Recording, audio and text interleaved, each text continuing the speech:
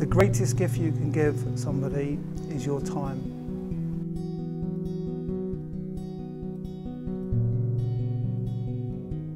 So where you bought this? Was it from the Royal United? Or? Yes. Hello, sorry, let's do children, please. We need to do something, think about a Christmas party now.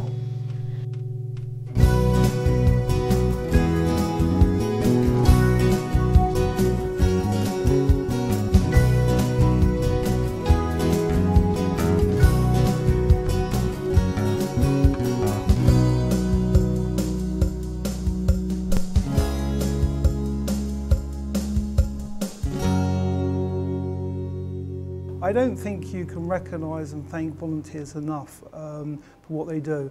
And this morning I've just been looking through the nominations, and every year I feel the same. I'm just blown away by by the nominations, and it's so difficult to pick 1, 2, 3.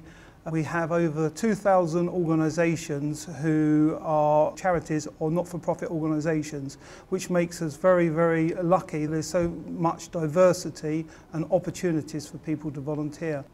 We're now sitting at the present time in Bath Central Library.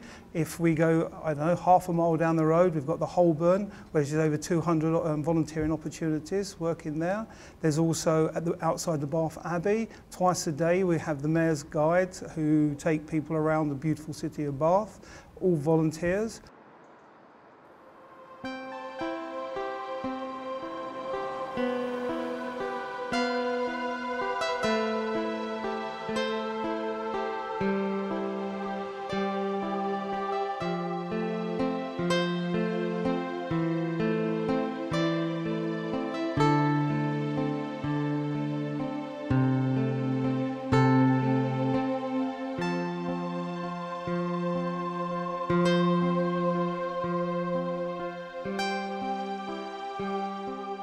This building was the market hall for Radstock. It was built in 1898. There's lots of stories about what went on in here. You could buy virtually anything you wanted to. Apparently you could have your teeth pulled, your hair cut, buy anything really. And the miners, of course, would come in, they get their wages, sat on the county bridge just outside, get their wages, come in here and spend half of it straight away, and then go in the pub and spend the rest.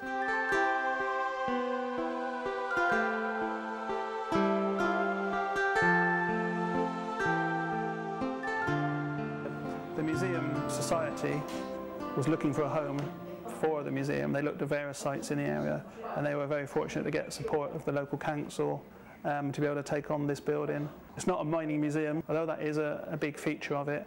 We do feature other industries, general home life, school life, social industrial heritage of the local area. Around the end of the 19th century, beginning of the 20th century is the main focus. If it hadn't been for the museum, it would have just been pulled down and done away with. What they'd have put here in its place, I don't know. It covers anything really about Radstock. If it isn't in here, then it wasn't. Hello, sorry, let's do children, please. Thank you very much. We couldn't run without the volunteers. I mean, the volunteers do virtually everything that goes on in the museum, really. There's an education group of maybe 15 to 20 people who look after the school visits and things to do with educational activities, special days we put on.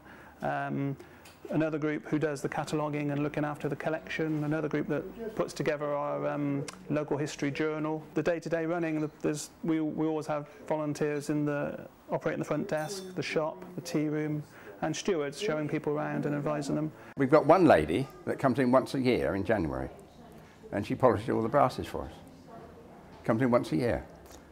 There's others, like me, that are quite often here 3 or 4 times a week. But a lot of them only come in for, like Clive, he normally comes in just for about 3 hours on a Saturday morning. I've been a volunteer for about 2 years. It started when I did work experience here for a week, and I really enjoyed it, so I thought I'd come along and just join in, yeah. Would you like to do a little quiz? It's just in the schoolroom in there. I'll give you a pencil and you get a prize. I'm very interested in geography and history, English literature and science, sciencey side of things. So I think that it has helped me kind of more decide on what I want to do as a job. And these funny things here, can you see that one there? We found the first fossilised one of those at Kilmerston, and they actually named it B&NES. When I retired, quite an active working life, and sitting down at home, twiddling the thumbs and just mowing the lawn just wasn't me, I'm afraid. And I saw an advert in the paper that asked for volunteers to clean and repair the artefacts. I'm afraid it developed from there. I'm a trustee, of course, but I'm also a steward, so I do take people around and tell them about the museum. That's the headmaster's hat, look. Put that on? Yeah. Anybody got a camera? He's the headmaster there, look. The only people that are paid here are the manager and the cleaner. Everybody else is a volunteer, and volunteers get lots of satisfaction because they can either do as much or as little as they like. I was talked into it in the first place. Once I stopped working, I did come more regularly, but only sort of once a week or twice a week. Not full time, you know. Will you get used to doing it, and what would you do otherwise, you know? We get lots of support and help from all our colleagues here, and to me, it's my sort of working therapy, really.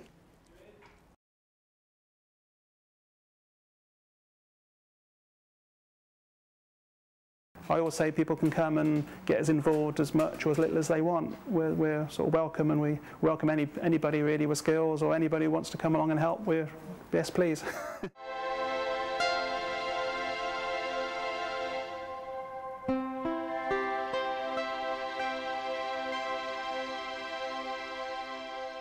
Somebody asked me what's a typical volunteer. There is no typical volunteer because everybody's different. I speak to people that may be looking to enhance or build a CV, that they've just left school and they haven't really got a lot on that CV, and they're looking to enrich and make it a stronger CV. Or it may be somebody that's coming up to retirement and they're worried what they're going to do with all their free time. But what's really interesting, lots of people don't realise they're a volunteer. And when you talk to somebody who says, oh, I'm not a volunteer, and you talk through, well, actually, what do you do? And I help somebody, I assist. Actually, that's volunteering, but unfortunately, we live in a society now that everything has to be badged and labelled. But there are lots of people that volunteer their services and help each other.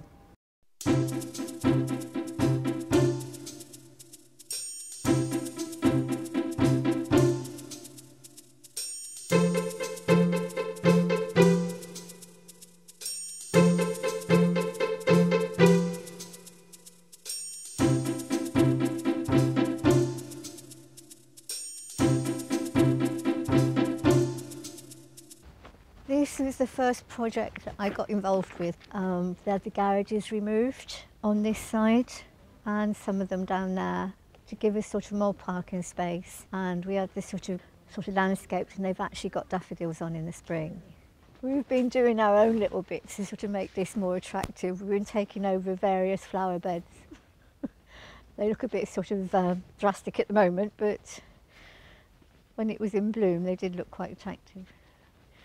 And this is a combination from the outside and the inside.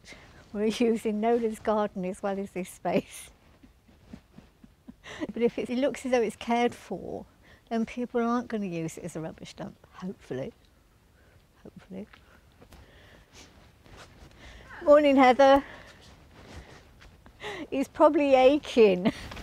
Well, you're the only one this morning, I'll tell you. In your own time. Hello, baby.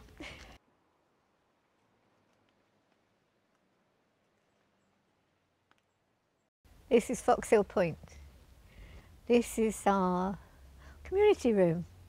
Used to be a laundry, but it was frequently vandalised, so they decided to convert it into a community room for the use of residents. We need to do something, think about a Christmas party now. Has anybody got any ideas of what we can do for Christmas? I mean, I know sort of a couple of years ago we did that carol procession around the estate. Oh, that right, sort of yes. worked out quite well. And I mean, sort of that gets out to sort of perhaps sometimes the older people, not just the kids, because the kid party was for the kids more or less, wasn't it? Yeah. But I said if we could talk to Steve at the church and say, well, you know, sort of we'd like to do that. And another thing I've got in mind is asking the sequence dance group at Foxhill to do a tea dance. Well, Patricia really is the leader of everything here. I mean, she does that much. I don't know how she fills it in, because every day there's something new that she does. She's always writing up leaflets and going around and posting them and getting people involved. She's made it a brighter place to live in. She's always knocking on my door, trying to get me to do something or other. Nags. Definitely. And it's got to be done her way. We come down here Monday afternoons to knit and natter, like Kath and I, and you come sometimes, don't you? And you know, she arranges like, you know, we pay like £1 a week or whatever, and then we go out like, say, to Midsummer Norton. Sometimes she does wear herself out because she does so much, but she is the leader campaigner on the estate. But then I couldn't do it without the people that support me all the time. You can't do it on your own. And I said it's the fact that people do support me, and when I do things, that it gets done. Because as I learn from their experience, because most of these have been volunteers in some other field anyway. So I said it's a learning curve for me, and I enjoy it.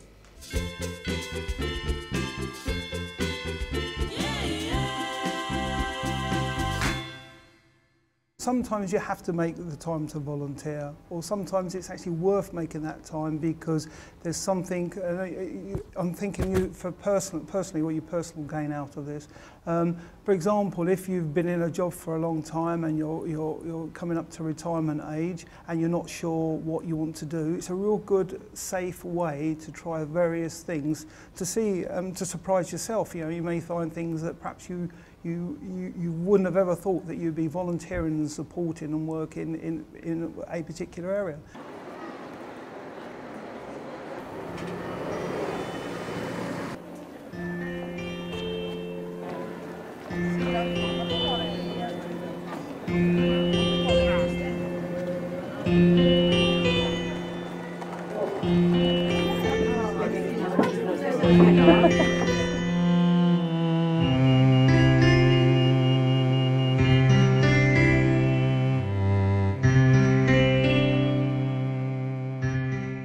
My dad was profoundly deaf. He was totally deaf in one ear and only had 50% hearing in the other. And it completely cut him off from community, and he couldn't partake in things at all because he didn't know how to use his aid, he didn't know to take it to the best advantage, and there wasn't a setup like this clinic is now at that time. And so I met a very dear lady called Kathleen Handover, and her daughter Jane Milligan had actually been the audiologist at the Royal United Hospital. And she realised that once setting people up with the hearing aids, there didn't appear to be any follow-up service for them, and often they would go away with lots of information about the new hearing aids, but they actually got very nervous about using them and didn't quite know how to maintain them, even though they may have been told how to do it. They'd forgotten with all the information. And so Jane set up a hearing aid clinic for the repairs. And in fact, the wonderful thing about it, it's not just us here now in Midsummer Norton, we've spread throughout the Somer Valley and the local towns, and the clinics are going around all around the Bath and North East district, which is wonderful. So where you got this? Was it from the Royal United? Or? Yes. Yes. I joined this outfit because I felt with 30 years experience of these wretched things, you know, I might be able to help other people who are at least initially having problems, because although they're tremendous help, there are drawbacks with them which have to be overcome. I don't think this firm are being used anymore. Now they are all onto digital hearing aids. They're all very similar, but it's rather like having a large car franchise with 10 different makes of car. You don't always have the spares for everything. And some of the hearing aids are redundant or you know, obsolete. And then it's very upsetting for people when they say, no, I haven't got one of those. New man. Oh, of course. How much do I owe you? Don't we pay for anything at all? You can put a donation in if you like. I find when people come here, they're not always aware of their declining problems in their hearing. And often, when you actually repair a hearing aid for them, they don't actually understand how problematic it was before. And it's like a revelation to them when they actually hear something. And it's simply because it needs updating, or it needs new tubing, or they haven't maintained it in the way that they should. And it really opens up their life when it's been maintained well. I've got fed up with saying pardon to people, especially in the group. But it's so different. I've yet got to get used to it. Conversation is a great gift, isn't it? The gift of conversation. And hearing people as well. But it's just amazing the difference it's made this morning in 10 minutes. I do 3 of these repair clinics every month in St Martin's, and this one in Midsummer Norton, and one in Keynsham, and then a number of home visits, mostly for older people who've just acquired their hearing aid, and they need a little more time than the audiologist can give them to talk about it and how it's working. Well, I think they're blooming marvellous. I mean, not many people do anything for nothing these days. I've had a hearing aid since 1999, I think it was, the first one. A couple of years ago they changed it and gave me 2 digital ones, and I'm having a bit of trouble at the moment. I've had to buy a pair of headphones to watch the television. They're a bit better. I've just had them retubed with these nice people here, and yes, I'm quite happy at the minute. The thing is, I say, if you want to volunteer, just come along and see what we're doing and how rewarding it is. It really is. It gives you an extra plus in your life, really. It does.